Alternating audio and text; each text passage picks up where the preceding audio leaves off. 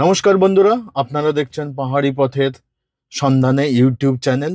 আজ আমরা আপনাদেরকে নিয়ে যেতে চলেছি এক ভার্চুয়াল ভ্রমণে।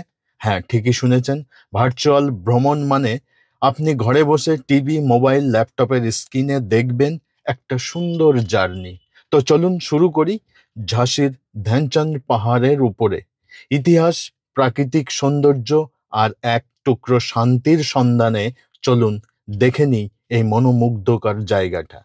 এই পাহাড়ের নামকরণ হয়েছে ভারতের হকির জাদুকর মেজর ধ্যানচন্দ্রের নামে। এখান থেকে পুরো ঝাঁসি শহরকে এক পাখির চোখে দেখা যায়।